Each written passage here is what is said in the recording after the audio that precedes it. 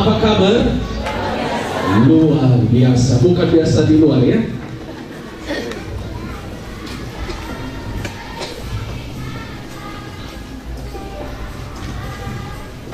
Salam Bapak Ibu. Saya senang sekali berada di tengah-tengah Bapak Ibu pada pagi hari ini. Saya adalah Pendeta Eliza Magule. Sudah beberapa kali ada di sini. Mungkin Bapak Ibu yang pertama sekali hadir, siapa orang yang ganteng ini yang ada di depan? Percaya nggak saya ganteng? Amin. Kenapa saya katakan saya ganteng? Karena saya anak Tuhan.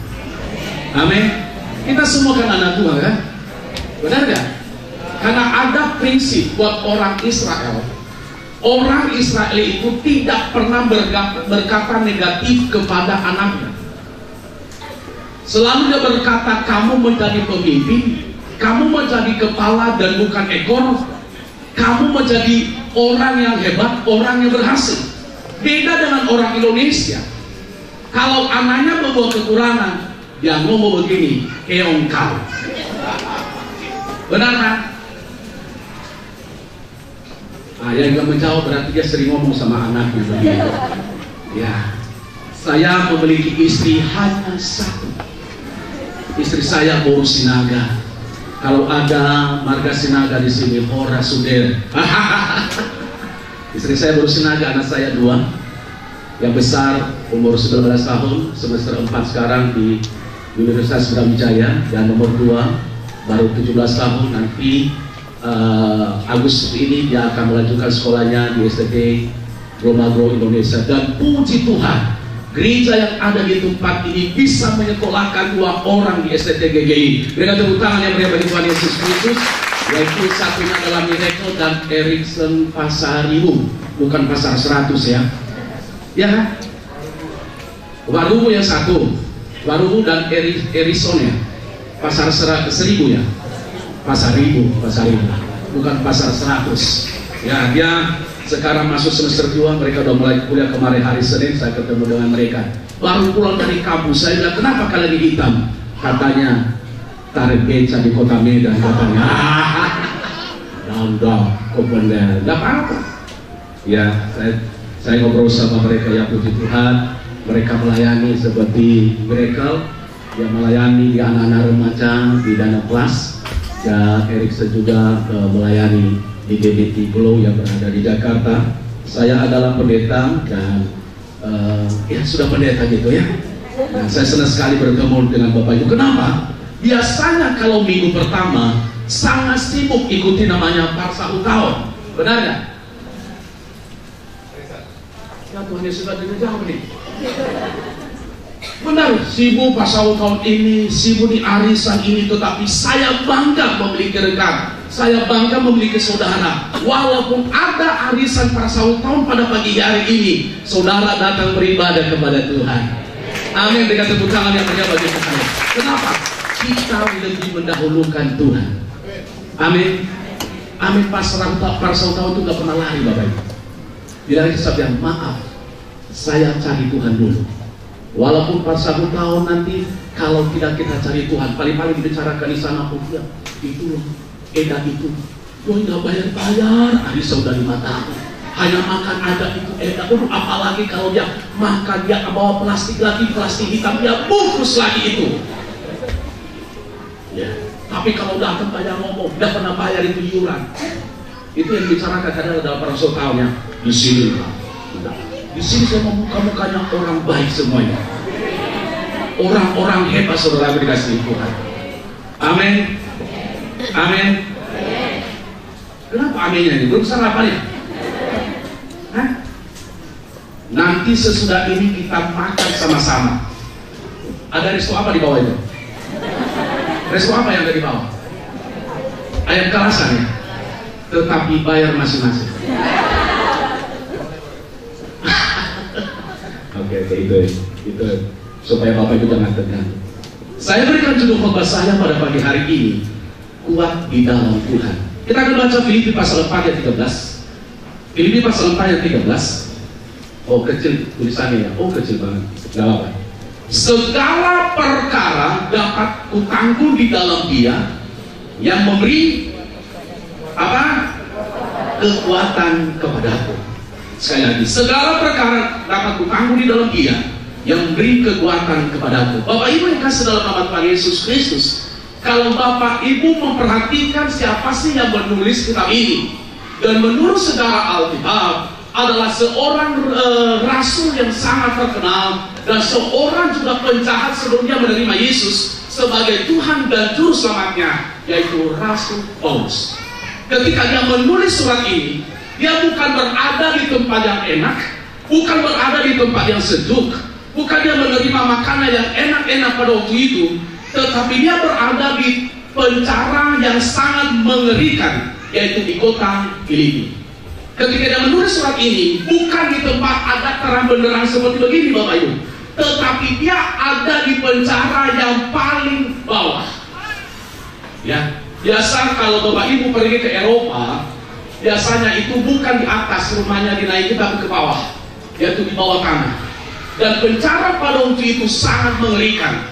Dan itu ketika Rasul Paulus menulis surat ini adalah hanya setitik terang yang bisa menerangi dia. Dan ketika dia berada dalam penjara pada waktu itu setinggi lutut ini adalah air. Dan temannya setiap hari ketika dia menulis surat ini adalah namanya Bagudung. Nggak tahu tuh apa artinya Bagudung. Mungkin sekali di udara, tetap di udara, itu namanya artinya Bagudung Bapak Ibu. Ya, hanya orang-orang bertobat yang tahu artinya namanya Bagudung. Ya. Nah, ketika dia menulis surat itu, dia dalam penderitaan yang sangat mengerikan. Bahkan sering dia mendapatkan bantuan dari jemaat-jemaat yang berada di Filipi. Dan dari situ kita akan melihat bagaimana kehidupan Rasul Paulus. Ketika dia berada dalam tekanan, ketika berada dalam masalah, dia berkata, segala perkara dapat kutanggung di dalam Dia yang memberi kekuatan apa?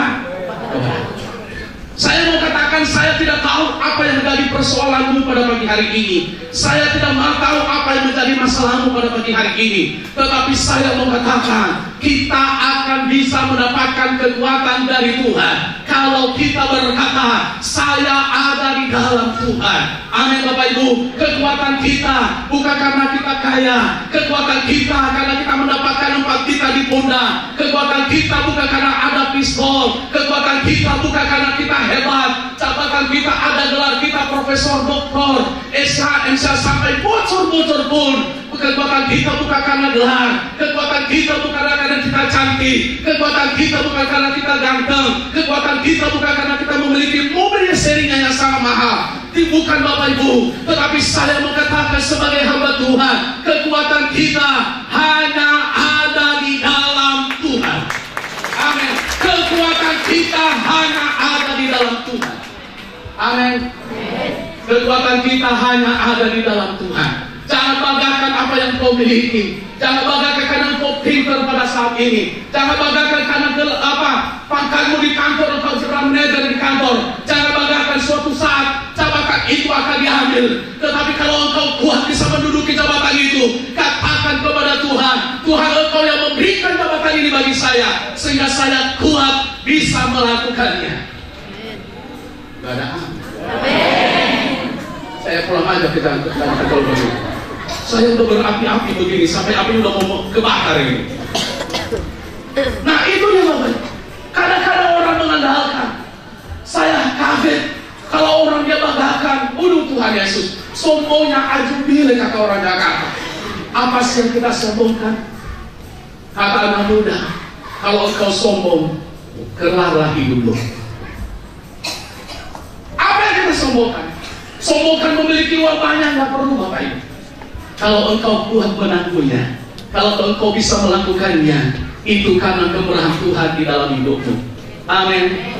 Amin. Kalau engkau suami menghadapi istri, ya. Awalnya begini, kalau engkau kuat itu karena Tuhan. Amin. Makanya Pak, kalau menghadapi istrinya seperti begitu Pak, ya, dia aja Bapak belum nyampe ke rumah, baru ada disimpan aksara Pak, ya, rumahnya di Mandala, di Tangguh Bongkar berapa itu? Dulu kan Tangguh Bongkar kan, atau di Majestic, Pak. Bapak baru nyampe suara istri sudah kedengaran, Pak. Kalau engkau mampu melakukannya, Pak, karena Tuhan yang memberikan kekuatan kepada kita. Amin. Dan jangan heran, Bu, kalau bersyukur memiliki suami yang kuat begitu.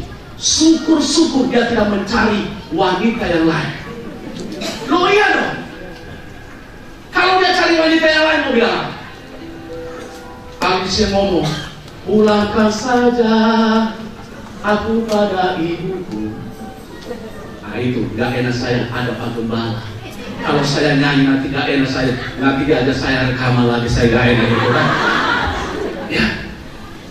Ya, bersyukur, Bu, ada yang berdoa. Tuhan Yesus.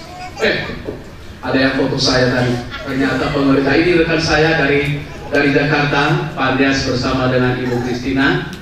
Boleh berdiri sebentar? Baru apa yang bisa saya tulis? Ya? Urus Israel. Ini adalah tim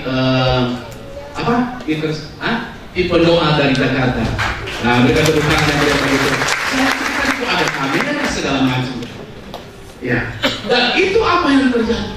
Bersyukur kalau ada suami. Kenapa?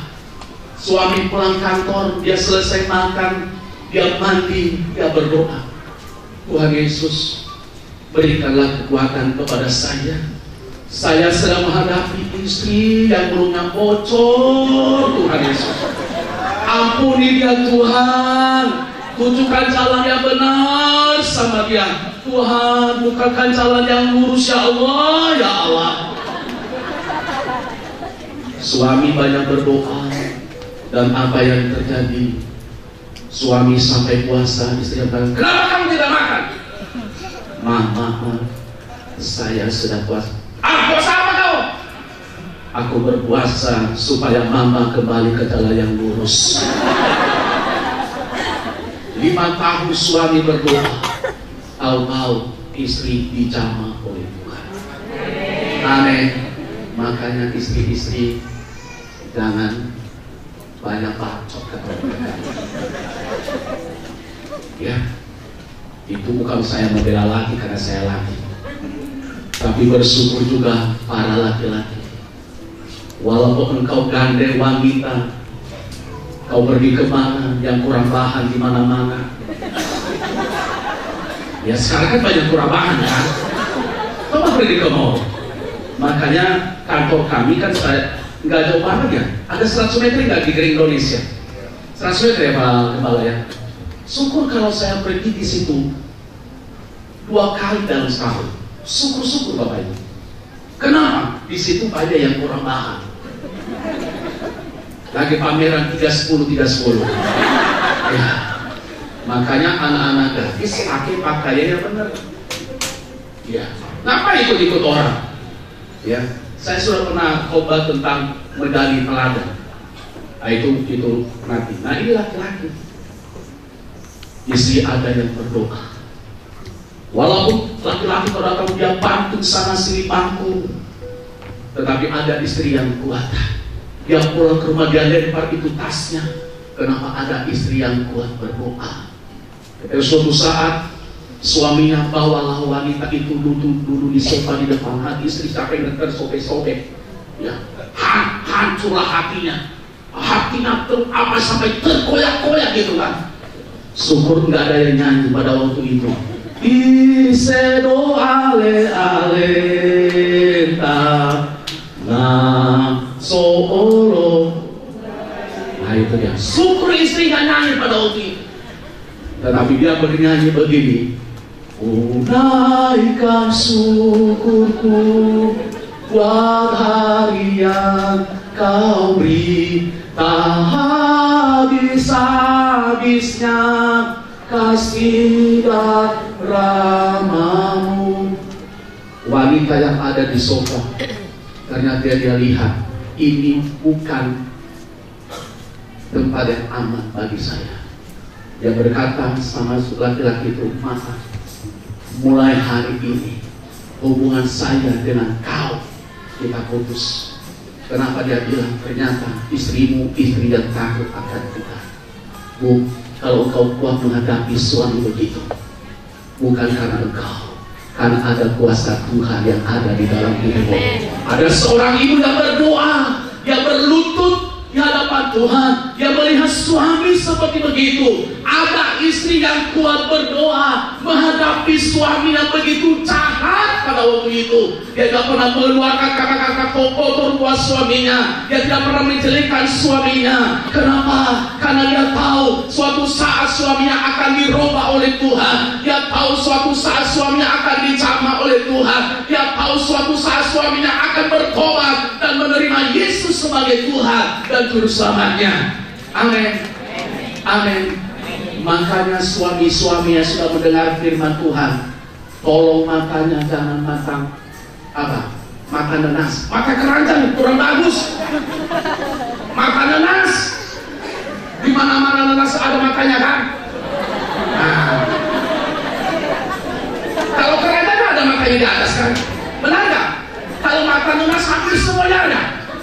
Nah, makanya kalau kau tidak pergi kemana, arahkan pandanganmu ke depan aja bapak-bapak. Begitu juga anak muda pada saat ini menghadapi juga orang tua yang begitu namanya kurang bagus ya.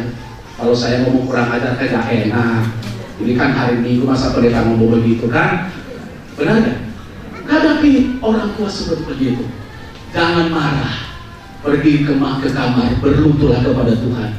Tuhan, berikan kekuatan kepada saya. Kuatkan saya Bapa menghadapi kedua orang tua saya. Ketika saya bertemu dengan orang tua saya selalu mengutuk masa depan saya. Tetapi saya percaya Tuhan akan memberikan kekuatan kepada saya sehingga saya tetap kuat menghadapinya. Saya percaya kalau anak muda seperti begitu. Saya percaya engkau adalah menjadi anak muda yang berhasil. Engkau adalah anak muda yang mencapai cita-citamu. Engkau adalah anak muda yang diberkati oleh Tuhan. Kenapa? Karena engkau selalu berharap dari Tuhan.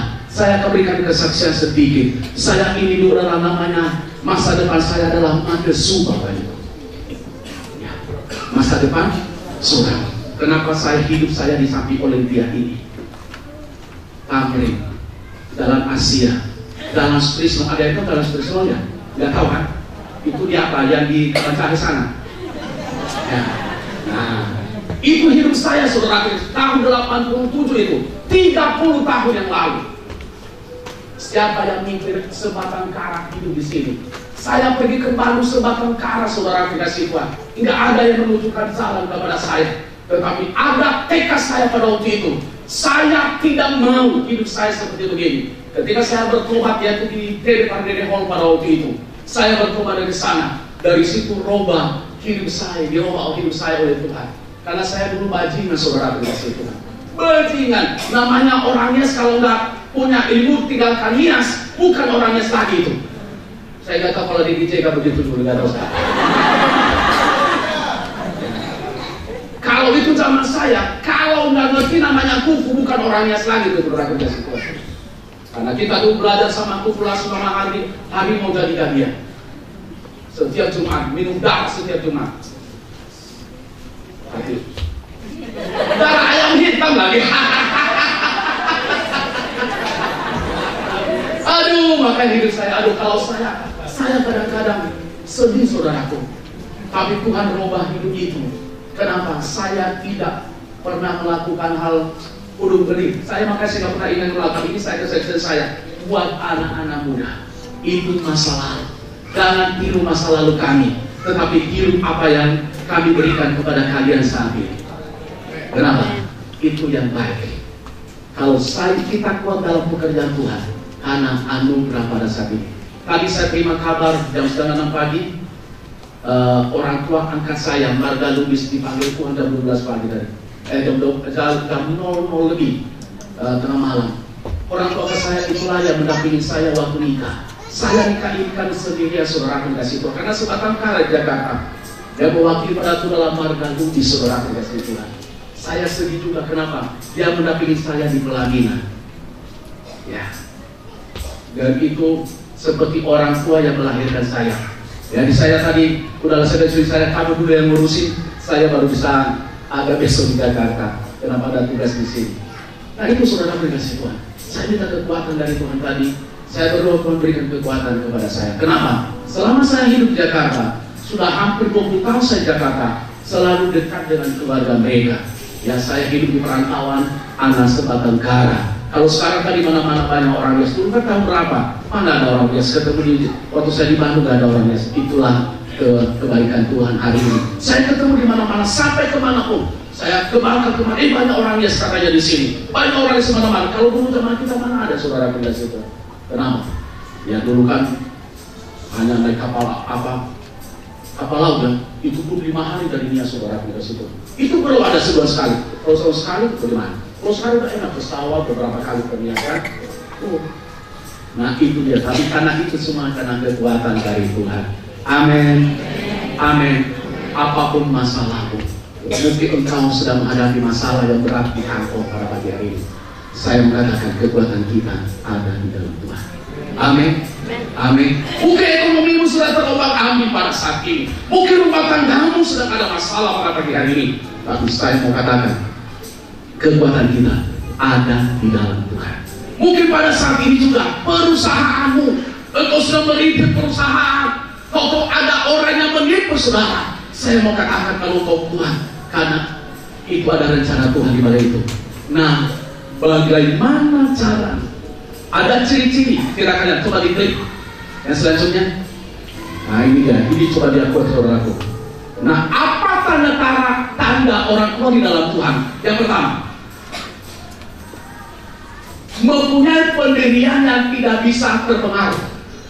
Kalau kita mau kuat di dalam Tuhan, kita harus memiliki pendirian. Artinya apapun yang terjadi di kiri kanan saya, artinya saya tidak bisa diombang-ambingkan oleh situasi apapun. Saya tidak bisa terpengaruh dengan situasi apapun. Orang lain mencari Tuhan, saya juga mencari Tuhan. Orang lain mabuk-mabuk di lampu tua, orang lain hidup di narkoba, orang lain melakukan seks bebas. Saya katakan, saya memiliki pendirian. Saya tidak pernah terpengaruh dengan kiri kanan saya. Kenapa? Kalau saya terpengaruh bukan orang kuat di dalam Tuhan. Orang lain selingkuh, orang lain nipu, orang lain korupsi di kantor, saya tidak akan dapat terpengaruh masalah korupsi. Amin. Amin. Sekarang lagi rame-ramenya anak Tuhan, saudara dikasih Tuhan. Kalau Bapak Ibu pergi ke LP yang berada di Sukamiskin, banyak sekali orang percaya di sana adalah bupati-bupati orang Kristen yang korupsi, saudara dikasih Tuhan. Ya, bulan lalu, bukan 3 bulan yang lalu kami pergi ke sana. Bupati yang besar memang berita dari mana dia dapat adalah hasil daripada korupsi. Amin. Tapi hati-hati juga sekarang. Di gereja juga banyak sekali yang korupsi. Percaya atau tidak? Kok gak ada yang ngomong? Percaya nggak? Siapa yang bekerja di sini angkat tangan bersama dengan saya? Yang bekerja, kalau nggak kerja jangan angkat tangan. Yang bekerja, yang ada penghasilan per bulan, angkat tangan bersama dengan saya. Ini kan kerja nih. Saya doa supaya jangan kerja sampai Tuhan Yesus sudah tahu. Benar saya doain. Kerja ya? Oke. Anda korupsi nggak sama Tuhan? Jangan jawab nih kek. Syukur-syukur Tuhan tidak mempunyai KPK. Kalau Tuhan mempunyai KPK, kita udah masuk penjara semuanya, dan penjaranya langsung neraka. Kenapa? Kadang-kadang kita berkata, oh itu kan yang kemarin yang baru ditangkap tuh, berapa miliarnya korupsi tuh. Yang masalah Garuda, berapa 20 M ya? Itu mikrolet, minibus, mall, matador dan segala macam. Kalau dia ngomong seperti begitu, kadang-kadang kita nuduh jaringan berapa kembali kita? 4. Korupsi kita lebih jahat daripada korupsi itu, saudara kita situ. Kenapa? Kita menipu Tuhan. Katanya kena semua nih. Saya buka mukanya kena nih. Nih kena nih. Kadang-kadang kita nipu Tuhan, malah lebih parah korupsi nipu Tuhan. Kalau dia nipu pemerintah, kita nipu Tuhan sendiri yang ngasih berkat sama kita, kita tipu dia. Syukur-syukur dari kali berkata, buat babat semua nih. Coba kita akan buka Maleakhi pasal 3. Ini akan saya, supaya kita harus memberi pendirian dalam Tuhan. Maleakhi 3 mulai dari ayat 8. Ini lagi OTW ya, hati-hati. Lagi OTW. Nah, kenapa saya katakan? Kadang-kadang kita tipu Tuhan. Bahkan kata orang, dosanya aja kalau diminta dia mau ngasih, saudaraku, saking pelitnya sama Tuhan. Ya ampun, gak ada yang udah. Udah deh. Bolehkah manusia menipu Allah? Namun kamu menipu aku, tapi kamu berkata dengan cara bagaimana kami menipu engkau? Mengenai persembahan persepuluhan dan persembahan khusus. Ayat 9. Kamu telah kena kutuk, tapi kamu masih menipu aku, ya kamu seluruh bangsa. Ayat 10. Bawa seluruh persembahan persepuluhan itu ke dalam rumah penerangan supaya ada persediaan makanan di rumahku. Dan ujilah aku firman Tuhan semesta alam, apakah aku tidak membukakan bagimu tingkap-tingkap dan apa? Mencurahkan berkat kepadamu sampai apa? Berkekurangan. Apa? Dengan tepuk tangan yang meriah bagi Tuhan Yesus Kristus. Kata firman Tuhan, kalau kita tidak menipu Tuhan, Dia akan membukakan tingkap-tingkap langit kepada kita sampai apa? Sampai berlimpah. Berarti kalau Dia bukakan itu, saudaraku dikasih Tuhan. Siapa ibu-ibu yang pernah mengisi apa sesuatu dalam karung? Tahu nggak kalau berkelimpahan ibu? Digoyang-goyang karungnya itu.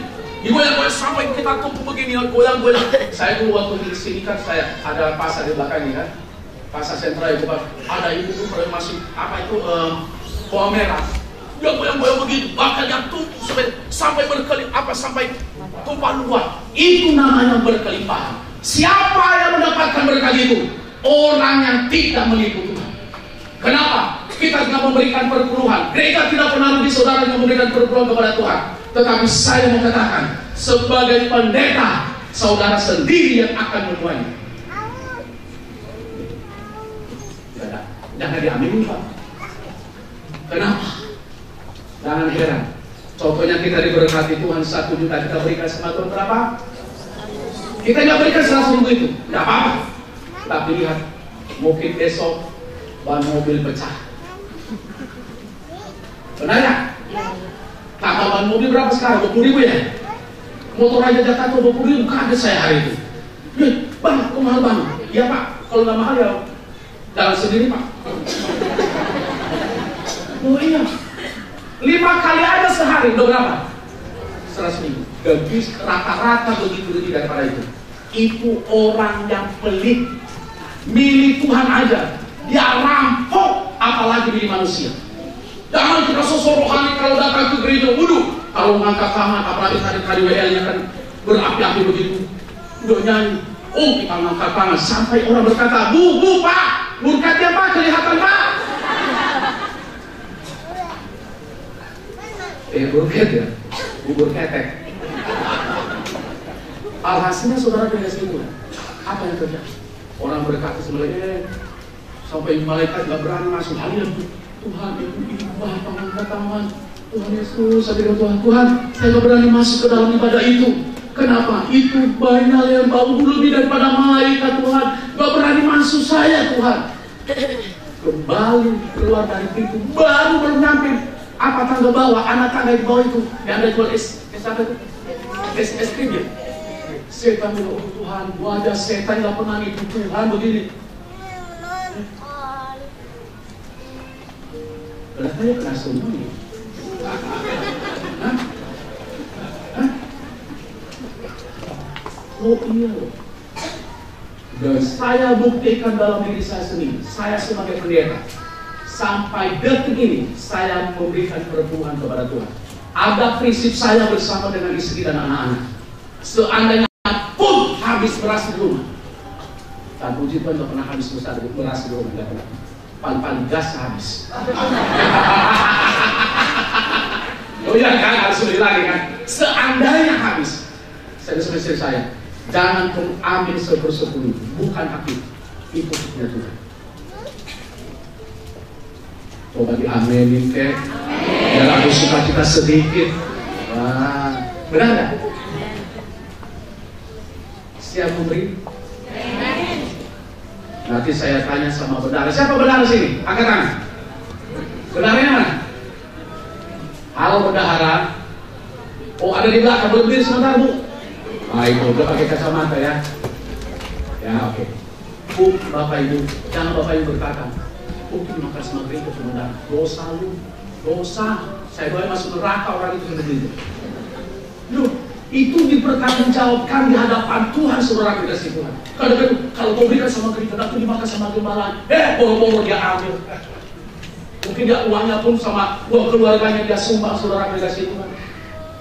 Udah ngomong, kita ngomong ke dia aja nggak memberi, saudaraku. Ngasih persembahan aja masih tukar uang 1000-an. Sampai tukar angkot aja. Bu, buat apa itu? Bu bersih. Bu nggak malu Bu sama ongkos angkot Bu, 4.000 Bu, ongkos angkot nggak sama Tuhan 1.000 Bu.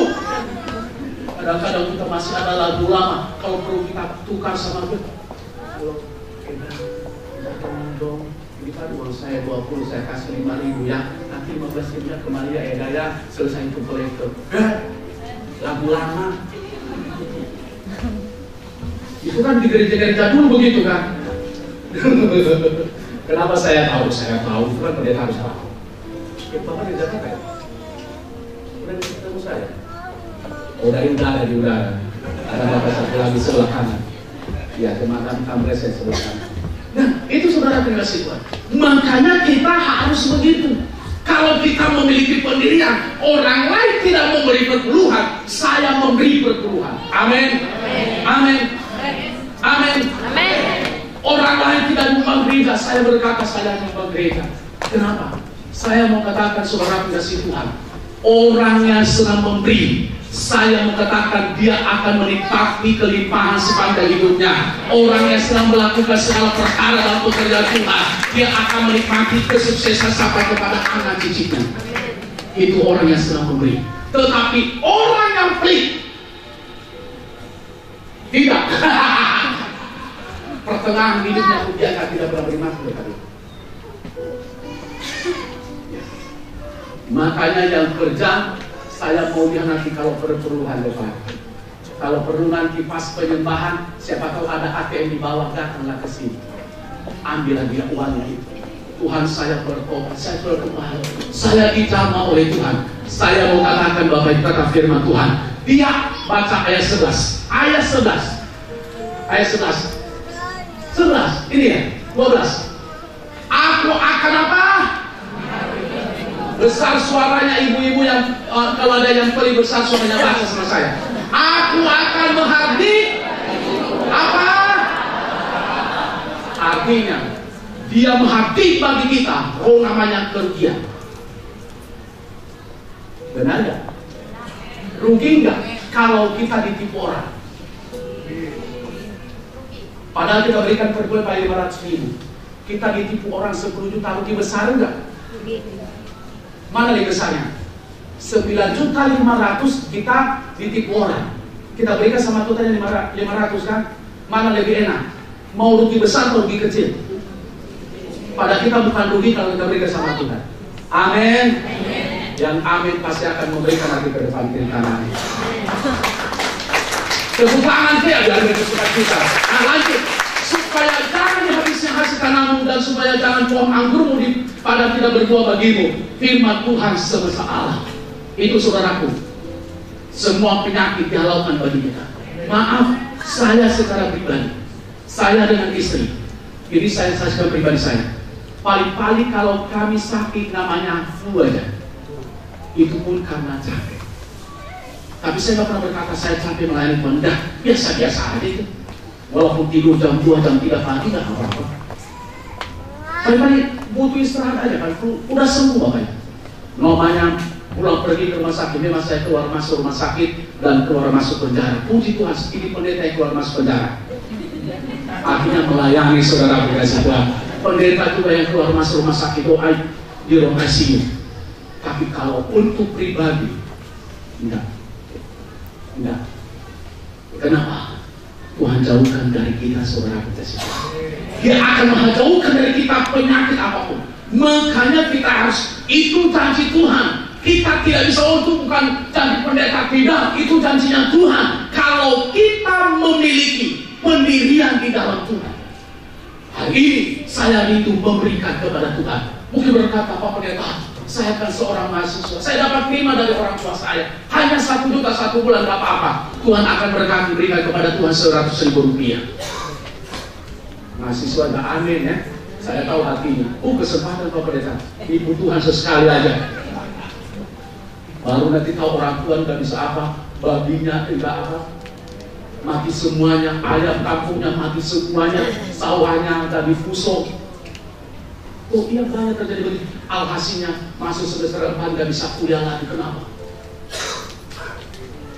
Karena tidak ada karena pelitnya sama Tuhan. Ya, makanya saya katakan orang pelit dosanya ada di kita, nggak dikasih saudara kita sendiri.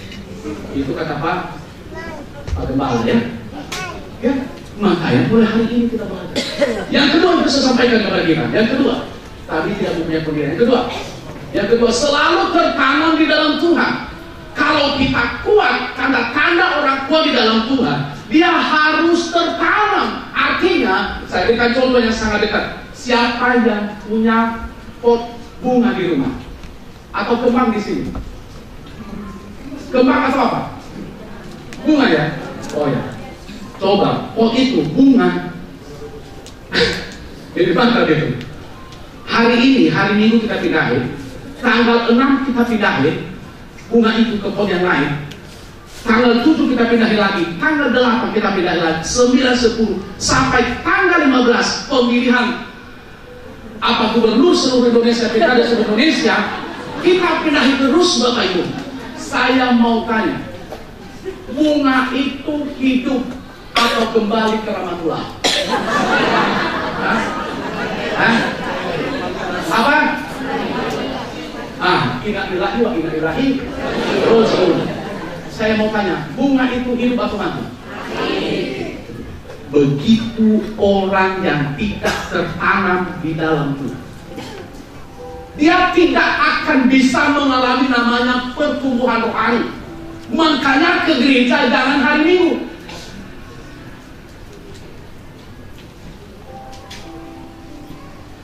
Saya mau tanya, mana yang merasa wanita?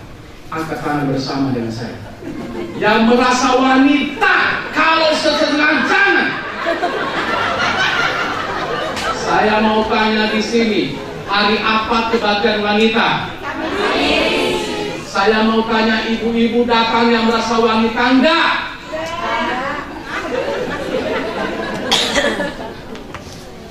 Bagaimana bisa mengalami pertumbuhan rohani? Datang hanya hari Minggu. Coba kembang itu, saya memberikan filosofi kembang aja, yang dekat-dekat aja, jangan jauh-jauh, jangan terlalu teologi banget Bapak Ibu. Mengambang-ambang karena kita masih ngidam ya. Coba kembang itu hanya sekali seminggu disiram. Saya mau tanya, hidup gak dia? Kenapa banyak orang Kristen tidak tertanam? Karena hanya seminggu sekali rohaninya disiram. Sehingga ketika dia menghadapi masalah, dia tidak akan kuat di dalam Tuhan. Ketika dia menghadapi pergumulan rumah tangga, dia tidak akan kuat di dalam Tuhan. Yang menghadapi masalah anak-anak, dia tidak boleh berkata, Tuhan, saya tidak mampu menghadapi hal ini. Kenapa? Karena dia tidak tertanam. Tetapi saya mau katakan orang yang tertanam di dalam Tuhan, seperti Yusuf ketika dia difitnah oleh nenek lampir, Nelly itu kan, nenek lincah.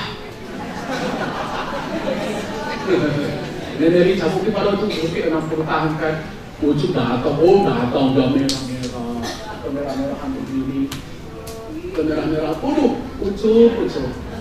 Dia lihat ganteng, apalagi kan orang-orang Israel Yahudi, ganteng dari Tuhan Yesus. Waktu saya pergi ke Israel tanggal 3 bulan Januari kemarin, Tuhan ganteng-gantengnya, aduh matanya biru-biru lagi, hidungnya mancungnya luar biasa. Waduh, kita ketemu, apalagi ketemu, waduh. Mungkin itu kan gagah perkasa namanya laki-laki dan gitu kan. Tapi ini nenek lincah yang mau sama. Tuh, godai kita dong. Itu sih kopi ini merah. Untuk berkata, karena dia tertanam di betul.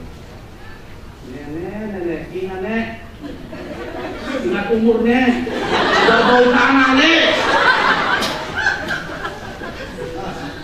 Tetapi coba kalau anak muda sekarang, Tuhan, puji Tuhan, kenapa nggak dari kemarin datang ini? Itu anak muda yang tidak tertanam di dalam Tuhan. Orang yang tertanam di dalam Tuhan, dia berkata, setan pergi dari saya. Itu bukan level saya.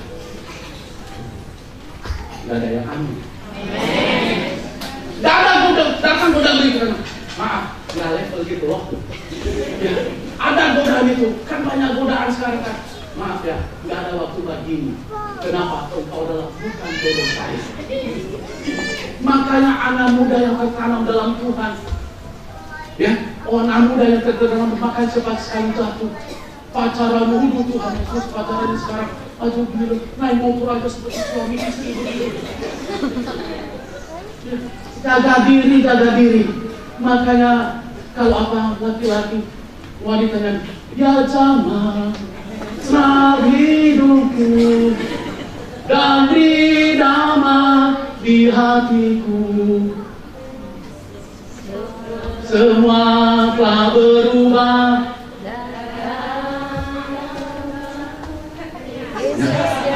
Makanya wanita-wanita, kalau ada pacarmu seperti begitu, main jamaah kiri kanan, katakan sama dia, setan hari ini saya putusin kamu.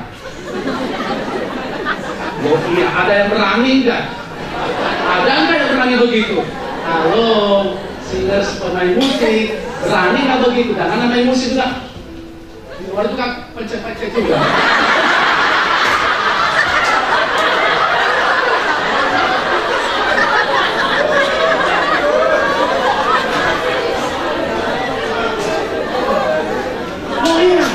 Bilang sama dia, kalau ada juga wanita seperti begitu sama laki, bilang sama dia, maaf, saya seorang hamba Tuhan, saya tidak mau seperti begini.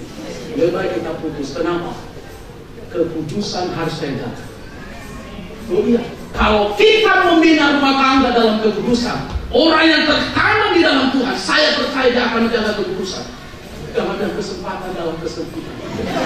Oh Tuhan, apalagi kalau baru datang dari daerah, dia pikir itu kan seperti kakak dalam tempurung kan, baru dari tempurung, dan ada tempat dulu aku begini ya, saya pikir dulu begini, dan dia orang itu, dan ada laki-laki ganteng begitu, kenapa saudara itu seperti datang laki-laki ini, dia kejar begitu kan, seperti singa yang kelaparan, makan itu.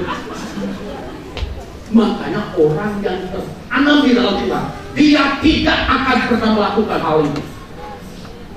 Gak ada amin dari Tuhan. Saya senang sekali kalau begini. Waduh, hati saya berapi-api. Saya senang kalau di medan ini. Ya. Nah kenapa? Kita harus begitu.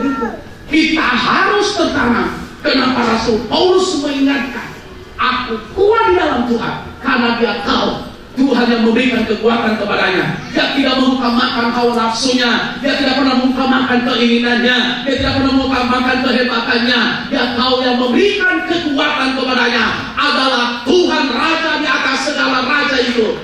Amin.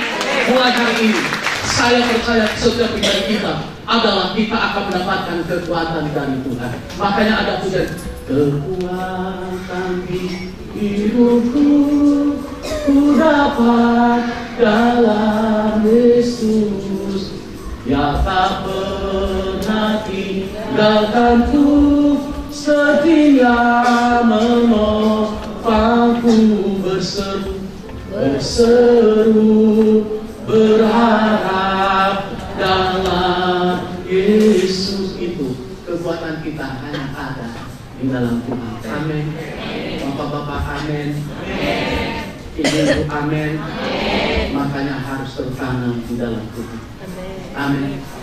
Amin. Kalau menghadapi suami yang bandel, yang nakal, yang mata lunas, ya, bukan playboy. Playboy kan itu kan lambanya apa? Kelinci ya. Nah itu memang benar. Tapi sekarang laki-laki yang playboy bukan gelarnya buaya darat. Iya. Kenapa buaya adalah binatang yang paling setia di dunia? Betul, coba diadakan penelitian. Buaya itu adalah buaya binatang yang paling setia. Kalau mati pasangannya, sampai dia mati pun dia tidak pernah senggol yang lain. Makanya orang yang tertanam di dalam Tuhan, dia tidak akan menjadi homo dan lesbi.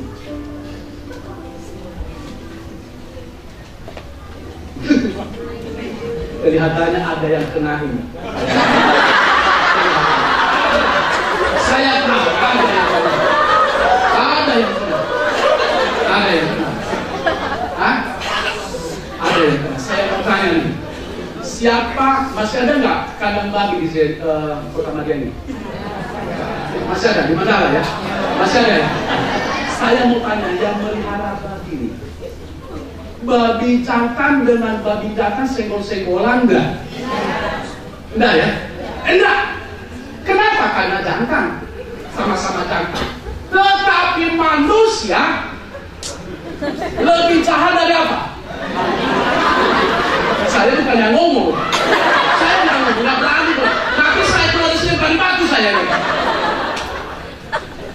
Lebih jahat dari apa? Apa? Masa senggol-senggol sama laki-laki? Wanita, tahu nggak wanitanya? Rambutnya pendek, dia pakai baju ketat begini kelihatan laki-laki. Ada laki-laki nggak begitu nggak? Buat alatnya. Lo pakai baju ketat gitu kan? Supaya jangan kelihatan bahwa dia seorang wanita pakai celana yang ketat-ketat, gak kelihatan banget. Kadang-kadang saya tertidur, kemana kami kemarin ya? Saya jalan bersama dengan istri saya. Istri jaga saya. Kemana kami? Dari mana itu kemarin? Hari apa itu? Saya dengan istri pergi berdua. Saya bersama dia. Ibu istri saya. Kita panggil papi berdua. Jangan sedikit dong. Ya, kalau dibiasakan panggil ama, jangan. Agak panggil papi dan mami. Ya, tahu nggak? Di depan kita ini dan sebelah kirinya, wanita atau laki? Saya bilang laki. Saya dari depan. Oh Tuhan, saya ketipu. Lah wanita. Ya nggak ada lagi sebelahnya. Kalau kata Tuhan Yesus, ini aja binatang begini nggak begini. Masa wanita dengan wanita? Kan makanya dunia lebih jahat daripada. Hati-hati. Kalau ada yang itu kembali ke jalan yang lurus. Engkau belum tertanam di dalam Tuhan, maka yang kau melakukan. Dan saya mau katakan, dosa Sodom dan Gomora itu akibatnya Allah secara kan langsung kita sudah mengundang kutub api dalam rumah tangga kita. Kutub api membawa kesejahteraan atau tidak? Kutub api membawa kesejahteraan atau tidak? Justru kehancuran. Itu. Makanya hati-hati anak muda. Ya, tapi jangan salah juga. Ada sekarang begitu. Bapak-bapak juga begitu. Jangan salah. Ada. Makanya kembali ke dalam yang lurus hari ini. Yang ketiga, saya tahu dalam ya. Tidak pernah iri dengan kesuksesan orang lain. Nah, apa tanda-tanda orang yang tertanam di dalam Tuhan? Dia tidak pernah 10 menit lagi katanya. Saya akan cepat. Saya begini. Nggak apa-apa. Nah, saudara di sini Tuhan. Kalau kita mau tertanam, tanda-tanda adalah yang ketiga adalah tidak iri kepada kesuksesan orang lain. Orang yang tertanam dalam Tuhan tidak pernah iri kalau tetangganya memiliki rumah.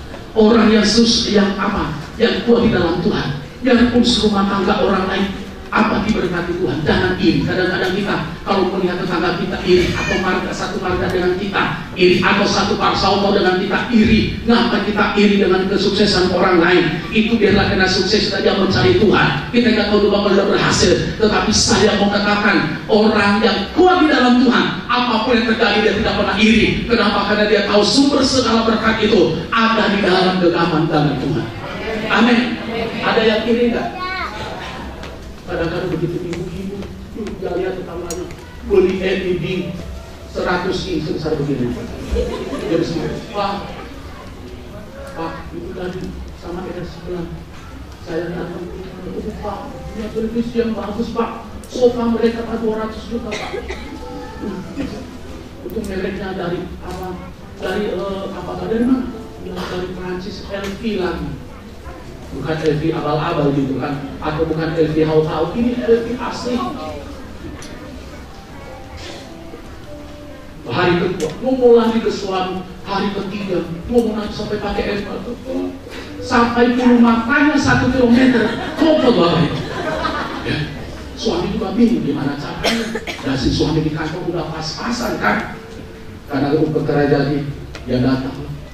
Udah 1 bulan nangis terus merengek terus sampai suami gimana ya melakukan istri begini. Ya Andi dalam Tuhan, masa di pekerjaan suami di kantor minta keuangan. Oh, setan berbisik sama dia. Setannya Yudas datanglah sama dia. Yudas Iskariot ya. Ya, datang setan. Nah itu kalau nggak ngasih perpuluhan itu adalah ada setan Iskariot dari dia.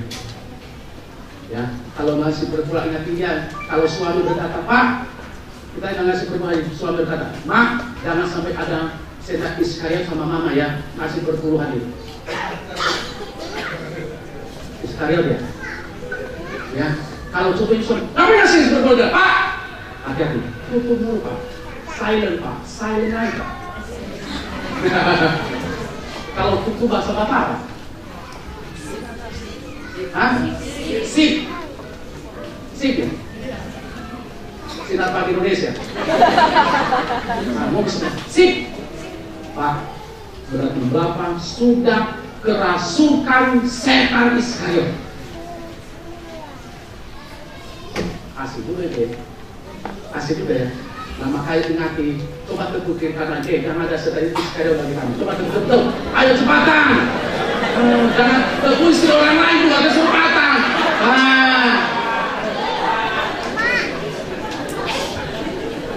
Oh nanti saya duduk di depan sini ya saya hadir. Nah apa yang terjadi? Suami dia ya WA istrinya, Ma, puji Tuhan Ma, ada dalam keluhan. Waduh Pak, puji Tuhan Pak. Kalau begitu gimana jalannya Pak?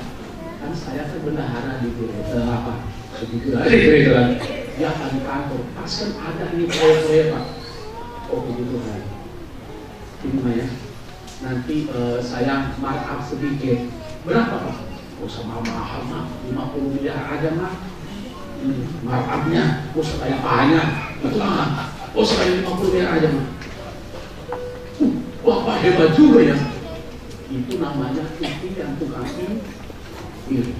Dari itu tiba renovasi rumah baru apa 5 miliar di daerah mana? Dekat bandara lama. Apa? Pokoknya itu rumah mewah ya. Atau di Helvetia, atau di Kampung sana kan bangun rumah kan, bangun sampai suami, belum ketahuan, enggak apa kita berdoa dalam nama Yesus, pakai nama Yesus segala, pakai nama Yesus segala, dalam hati saya lu rasain, pas di bawah. Aduh, beli sofa yang bagus, dia belikan gak enak sama tetangganya. Apa? 500 juta. Dia panggil tetangga, teman-teman, kita datang ke rumah. Kenapa? Kita mau ucapkan syukur. Kemarin kami diberkati Tuhan. Kami sudah beli sofa yang 500 juta. Ada nggak sofa 500 juta? Ada ya? Ada. Saya udah pernah lihat. Duduknya aja saya malu saudara kasih Tuhan. Kalau ada begitu saya bangun gereja di kampung, udah 5 gereja itu.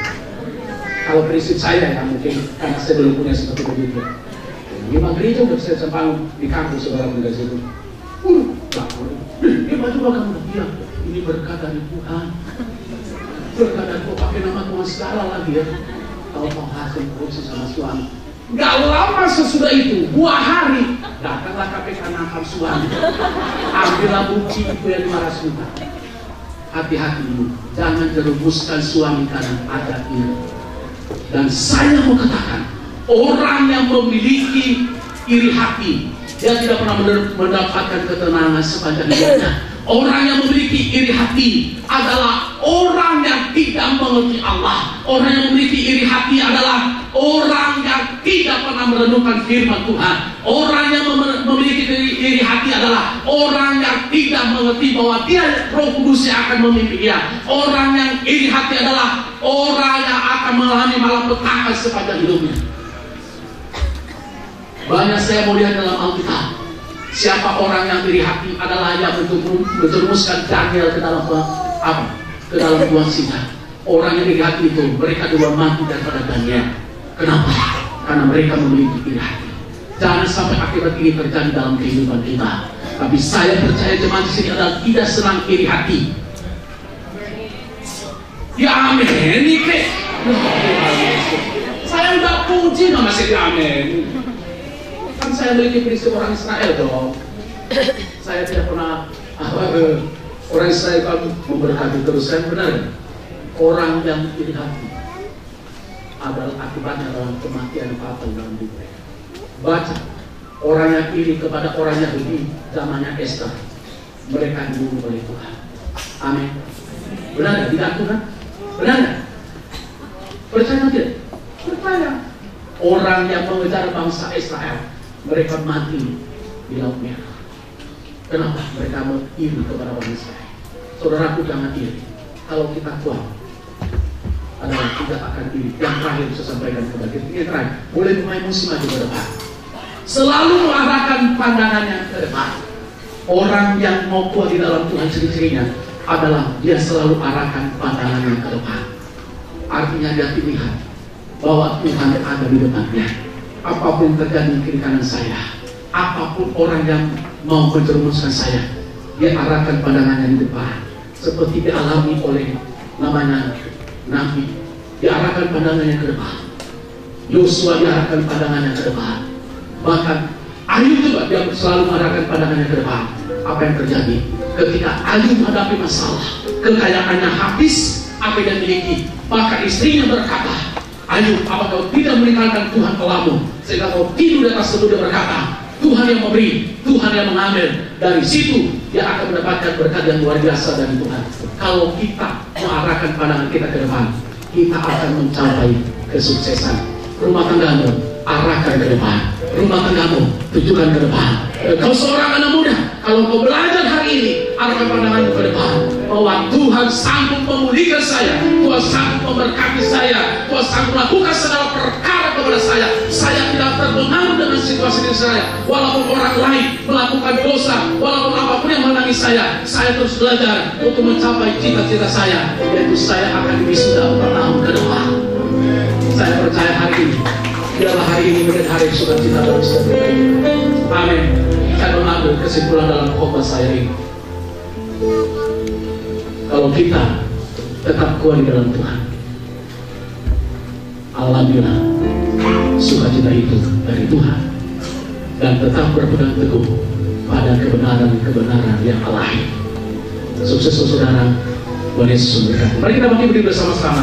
Kita akan puji kekuatan di hidupku.